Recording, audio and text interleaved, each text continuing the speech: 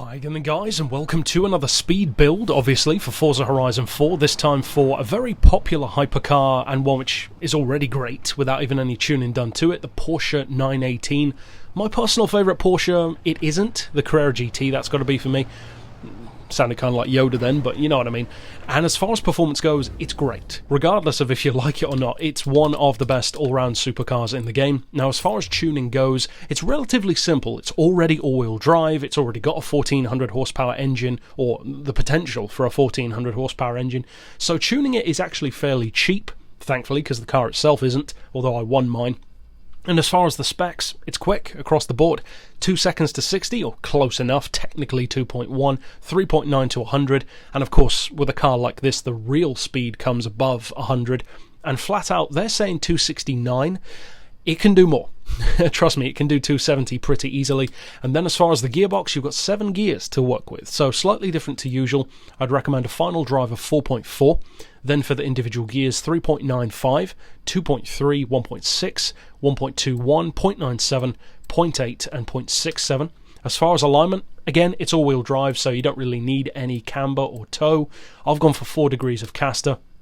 Anti-roll I've got on 25 and 40, springs on 100, 140, and the lowest ride height on the front and the back. Dampers on 10, 12, 4 and 6. Aero, of course, doesn't apply. I would not recommend fitting the racing wings either. And as far as the diff, I've got 100% for acceleration, 0 for decel. That works very well for this car. It's very, very focused when it comes to handling. And I've opted for a 70% bias toward the back end. So if you want it to be even more nimble and even more tail happy, you could try 75 or even 80%, but 70 works pretty well for me. Now this tune is, as you can see, in Class X. So of course, to get it into S2, instead you'll have to remove a few things like the tyres, maybe a bit of weight loss, that kind of stuff. But if you want to get this version, then you can find it easily on my storefront. Just use my gamer tag or use the tags down in the description, or of course just add me as a friend on there, I guess, and you should probably find it pretty easily. But what you want to see now is how quick can it actually go.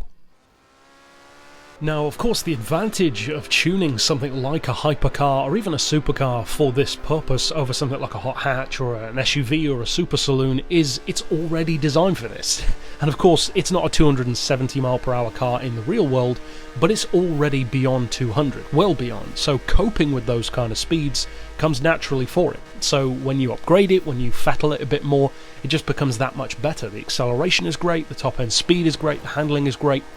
And although I don't think I quite bumped 270 in this video, you definitely can. It gets a little extra burst of speed up around the high 260s, so although it's not the fastest in the game, it's certainly up there in terms of all-round ability. So if you do decide to use this tune, either from here on YouTube or from my storefront, I hope you have a ton of fun with it. And of course, click here on screen to see all of my others. But for now, as always, thanks for watching.